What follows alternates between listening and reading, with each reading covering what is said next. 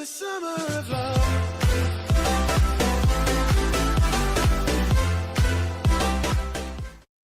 Alright, what's up, everybody? It's Rexpo here, and today we're back for another Yu-Gi-Oh! Deck profile. And for today's deck profile, we're going to be doing Invoked Mekk-Knight. It's a deck that's been doing really well across tournaments all over the place, or in tournaments all over the place, not across tournaments.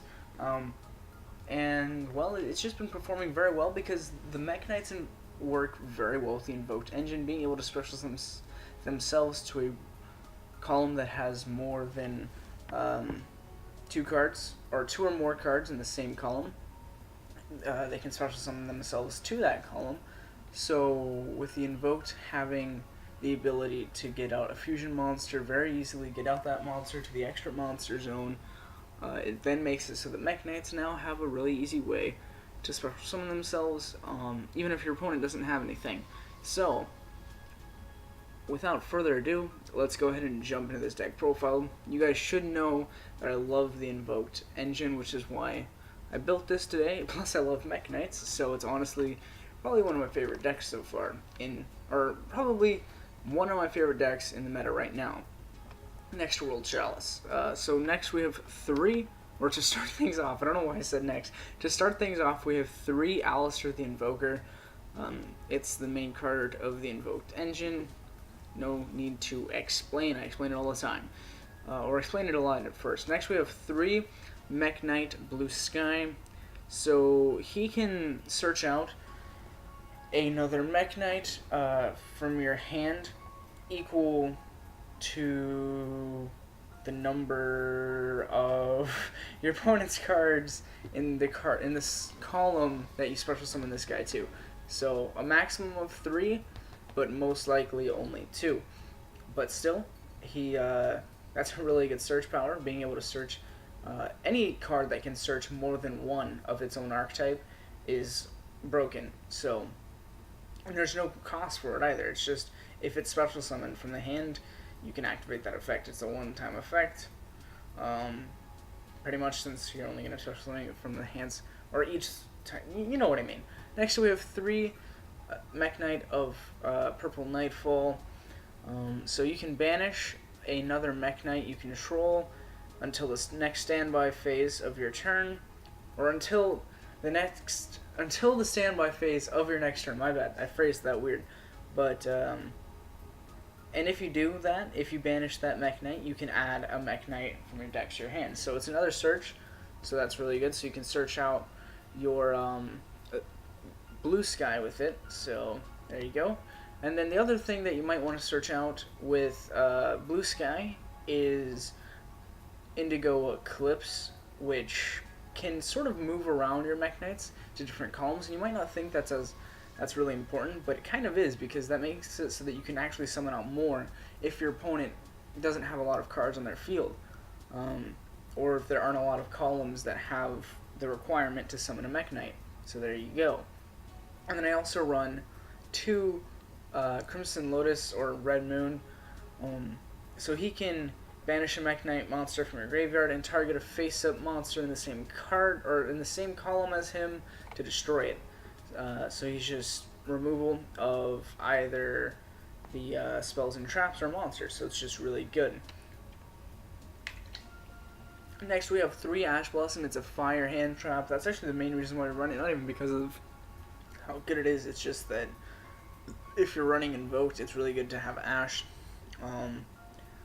But I mean, I would run it anyways, even if I wasn't playing Invoked, because it's Ash. But anyways, yep. We also have three Ogre.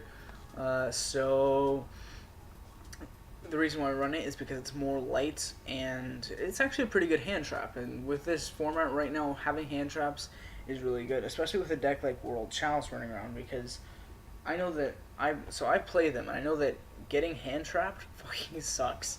So running them is very good. We also have two Honest, another somewhat of a hand trap, I guess. It's a battle hand trap.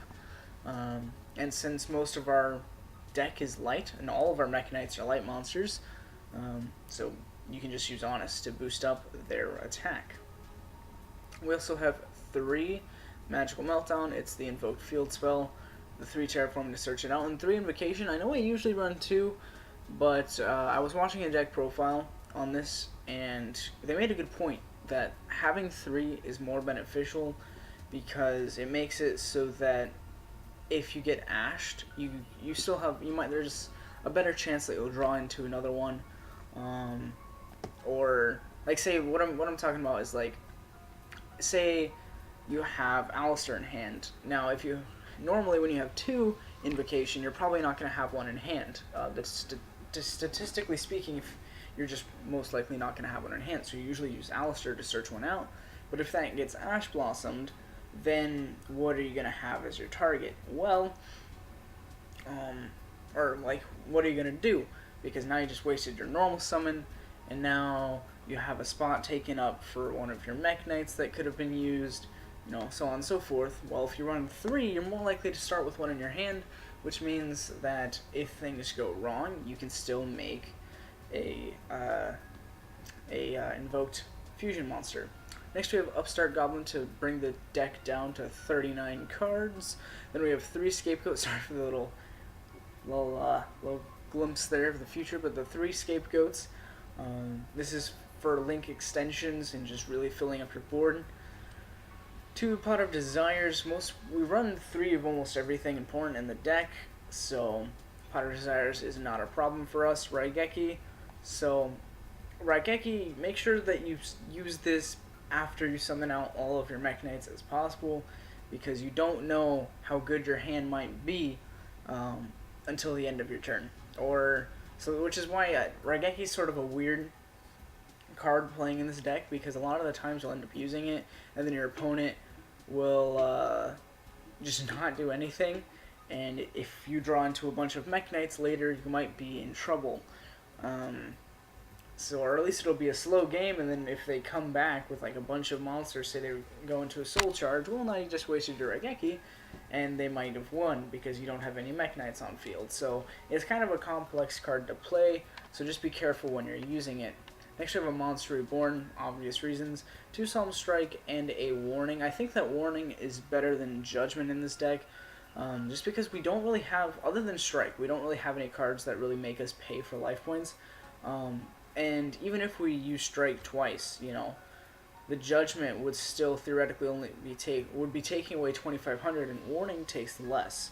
So, and plus this works on, I think, monster effects, and that's something that Judgment doesn't do. I'm not sure about that, but I'm pretty sure Judgment doesn't work on monster effects. But anyways, that's it for our main deck. Moving on to Retro deck, we have the 1 Purgatrio. I don't know why I put this one up first. I should probably have it back here. But I'm already on it, so let's go ahead and talk about it. So this is the really only other meta-worthy invoked monster. He gains 200 attack for each card your opponent controls, and he can attack all monsters your opponent controls once each, and he inflicts piercing battle damage. So he's quite the warlord, and if you can get him out, you might win that turn, because he already starts with 2,300 attack, which is already significant in a meta, especially being able to attack all of your opponent's monsters, and having piercing damage. However, at 200 for every card your opponent controls could really punish an overzealous player.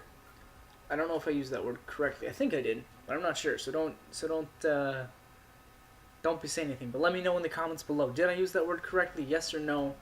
There'll be a poll there, hopefully. I'll make a poll. Just kidding. I won't. I'm too lazy. Anyways, moving on. We have the 3 Mekaba.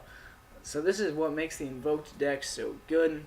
It's a negate. All you have to do is discard a card of the same type, and you get to do it. And that's also why we run traps in this deck, because as you guys know, I don't like traps. However, evenly matched is a thing, and it's very deadly in this deck. It can be game-ending if you get evenly matched. So, having the Mekaba on hand, and a trap in hand as well, bada bing bada boom. Now, which means that you're probably not going to be using your traps a lot, you might think. You'd want to keep them in your hand. Well, you're right. You probably do want to keep them in your hand. But I picked those 3 traps because if you're playing a deck that you know you're going to struggle against already, it's better to set those cards than to worry about an evenly matched, because chances are, if your opponent's playing a deck that can already beat you, they're not going to worry about evenly matched. or they'll side it out or something, because it's just logical. That's all it is. Right, next we play one rank 5. I don't know if a lot of people play rank 5s in this deck, but I like to because, well, you can't really... This deck doesn't really have recovery anyways that well, so like if your Mekk-Knight hits the grave, it's pretty much staying there. I don't think we have any recovery other than our Monster Reborn, so, and even then your Mekk-Knight effects aren't going to activate if they are trigger from their summon. So I run this rank 5 Super Quantum Mech Beast Magnaliger. So it just requires 2 level 5, which is your Blue Sky, the guy who on summon searches out up to 3 Mekk-Knights, you know, depending. But I run the rank 5 because once he hits field, his effect is dead. And that's it. You just have to use him for something or just wait for him to die. So sometimes I might want to use him for this. Its effect is actually decent, and its attack isn't bad at all. 2600. It's a 100-point boost from our Blue Sky. But anyways, his effect is that you can detach an Xyz material from this card to target a monster on the field and destroy it. This effect can be activated during either player's turn. If discard blah blah blah, you're not going to worry about any of that stuff. But it's basically monster destruction, so it's pretty good. And that's it. I just think that it's pretty decent. I thought about trying to splash in the actual Super Quantum Red Layer, but I just couldn't find room for it in the deck. I would have had to take out those 3 traps, and then I'm not sure how much synergy it would have had, so I just wasn't going to worry about it. I might do testing with it in the future, though, because I think it's actually kind of an interesting... I've always loved the Super Quantals. Anyways, next up we have 3 links. Also, let me know if there's a better rank 5. Like, I searched through all of them, and I know that we're getting a new one coming out soon that's really good, but for now, let me know if there's a better rank 5 that you think would work better in the deck, and explain to me why. 3-link Spider, because we can make it with a Scapegoat, and it can help us go into things like a Decode Talker, or Saryuja. Next we have 2 Mrs. Radiant, somewhat for the same reason. Also, it's just a really good link extender and playmaker, because once you go into that Scapegoat, you can just go straight to Mrs. Radiant, and now your field's open for tons of stuff. We also have an Underclock Taker, which originally I was running a Grinder Golem and an Akashic, but took out the Grinder Golem, took out the Akashic, and now we're running Underclock Taker. It's actually a really good card. Especially in this deck, because if you happen to go into Underclock Taker, you can do some pretty nasty things, especially if you have Honest in your hand. The attack might get insane. Next we have Ningirsu, so it's just really good card. You're probably not going to make it too often, but since we don't really worry about extra deck spam that much in the deck anyways, it's not going to be a problem if you happen to put it in your main extra monster zone. So, you know, whatever. But it's a really good card. Non-destruction removal. Decode Talker. Crazy attack. Decent effect. Saryuja, one of the best cards in the game right now. It's just super insane. You're probably not going to go into it too much just because of the fact that this deck doesn't spam.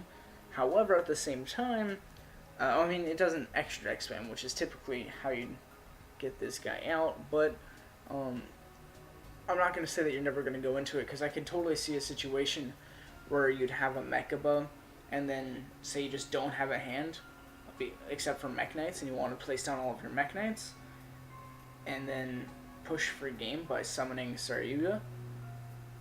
You know, it's sort of a little interesting thing. Also, I just now noticed Saryuja is an Earth. That doesn't make sense at all. Completely looks dark and evil. Wow, that's kind of weird that it's an Earth, actually.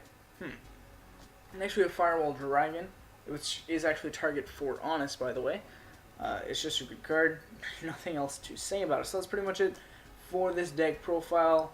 I hope you guys enjoyed. Let me know what you think of the deck, what I can do differently, any suggestions you have, stuff like that. So make sure you like, comment, and subscribe if you haven't already. Hope to see you next time. Thanks for watching. And as always, have a roaring good day.